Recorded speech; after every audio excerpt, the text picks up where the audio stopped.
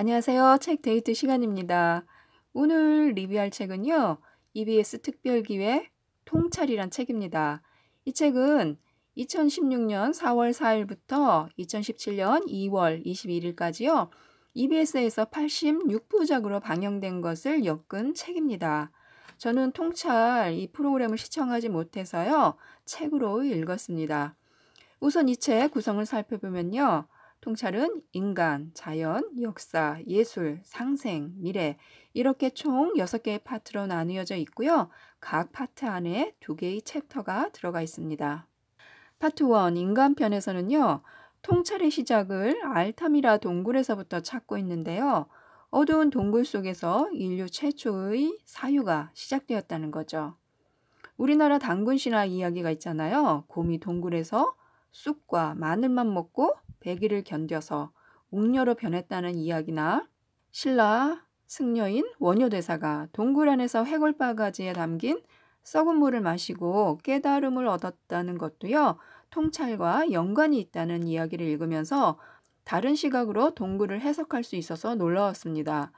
사실 저는 그동안 동굴하면 알타미라 벽화처럼 미술과 연관지어서만 생각했었거든요. 인간은 태어날 때부터 무언가를 이렇게 기록으로 남기고 싶어하는 본능을 가지고 있기 때문에 동굴 벽화로 자신들이 표현하고자 하는 그런 욕구를 나타낸 것이라고만 생각을 했었어요. 그런데 깊은 통찰, 사유, 깨달음의 시작을 동굴에서 찾은 거죠. 또 인류 문명의 기원인 길가메시 서사시도 재미있게 읽었는데요. 저는 인간이 동물과 다른 점은 언어와 종교를 가지고 있다는 거. 언어와 종교야말로 정말 인간이 인간다울 수 있는 가장 큰 특징이 아닌가 하는 생각을 가지고 파트 1을 읽었습니다. 파트 2 자연에서는요. 자연과학에서 인문학을 찾는 이야기가 나오는데요. 자연과 인간의 통합적 이해를 위해서는 과학 공부와 인문학 공부가 동시에 요구된다는 거예요. 그리스 철학자들은 동시에 과학자들이었다는 거죠. 데카르트 역시 철학자면서 물리학자였고요. 인문학의 사유 정신이 과학의 실험 정신하고 합해서 통합적인 이해를 가능하게 할 수 있었고 과학적 이론이 우리 삶과 이렇게 동떨어진 것이 아니라 삶을 탐구하는 것이 과학을 이해하는 방법임을 알았다는 거죠. 그런데 자연과학이든 자연철학이든 아니면 수학이나 미술, 문화, 음악 등 모든 분야는 결국 우리 삶과의 연관성을 배제하고는 가능한 것이 아니란 생각이 들었습니다.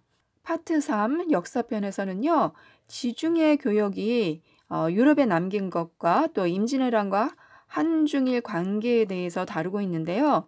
지중해는 로마 가톨릭 세계와 또 그리스 정교 세계, 이슬람 세계가 서로 충돌하는 무대로 십자군 전쟁부터 이탈리아 상업도시 이야기 등이 굉장하게 또 재미있게 펼쳐집니다. 1498년 포르투갈의 바스코 다가마라는 사람이요. 인도양 항로를 개척하기 위해서 인도의 캘리컷에 도착을 했을 때요.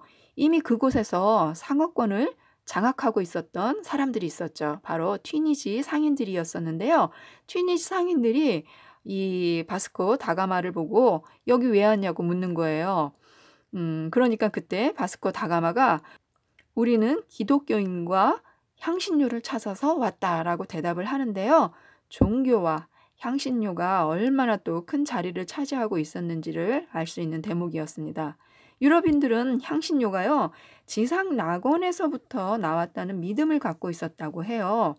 그런 이야기도 재미있게 읽었고요. 지중해 상인들이 예술을 후원하고 인문학을 지지한 이유와 또 수테고지 그림과 면제부 이야기도 아주 흥미롭게 읽었습니다. 파트 4는 예술편으로요. 단테가 그린 천국과 지옥에 관한 이야기를 다루고 있는데요.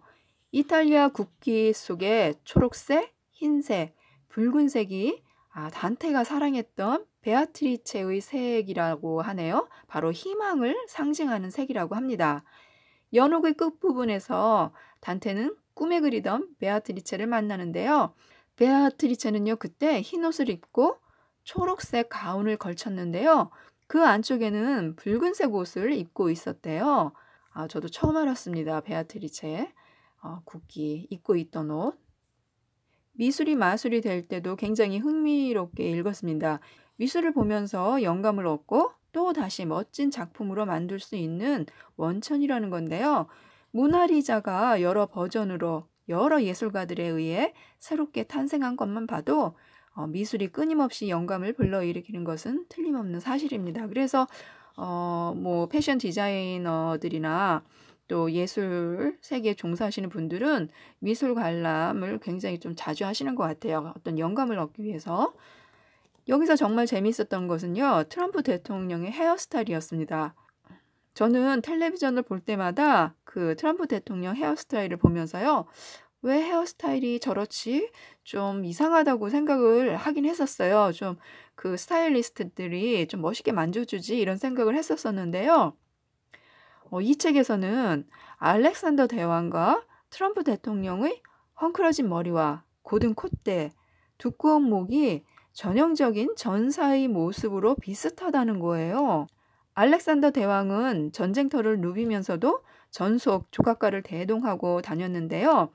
헝클어진 머리와 높게 치켜뜬 눈, 또 두꺼운 목으로 헤라클레스나 사자의 기백과 용맹함을 대중들에게 보여주려고 그랬다는 거죠.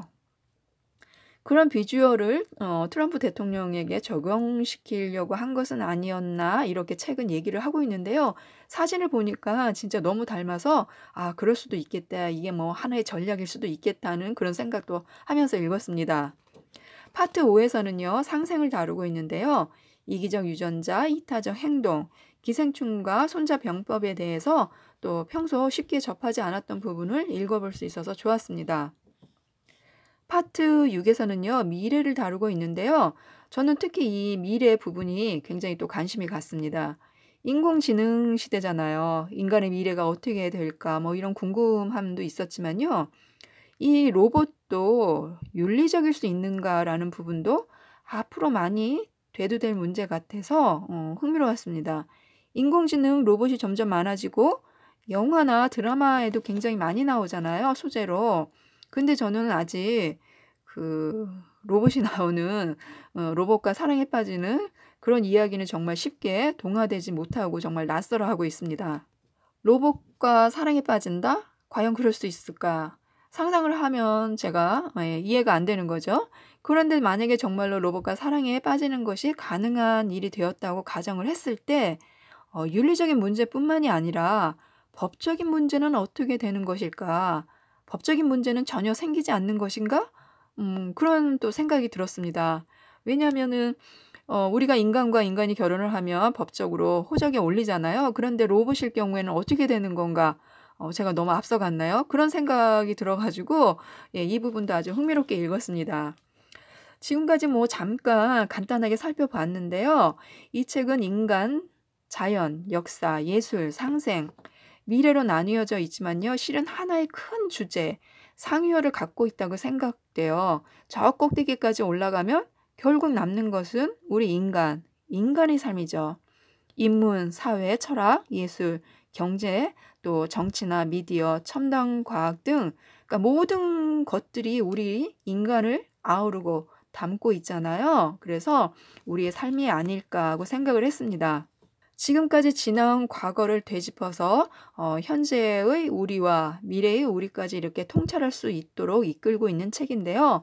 그동안 연관지어서 생각해보지 못했던 분도 하나의 고리를 만들어서 연결지어서 이렇게 생각해 볼 수 있었고요. 또 저희 무지함을 깨우치는 그런 부분도 있어서 살이 되고 피가 되는 그런 책이었습니다. 통찰이란 뜻은 예리한 관찰력으로 사물을 꿰뚫어 본다는 것인데요. 그런 통찰을 지닌 눈과 마음, 정신을 키우기 위해서는요. 또 많은 공부가 필요할 것 같습니다. 삶을 풍요롭게 통찰할 수 있도록요. 또 이 책도 한번 꼭 읽어보시기 바랍니다. 이상 책데이트였습니다. 감사합니다.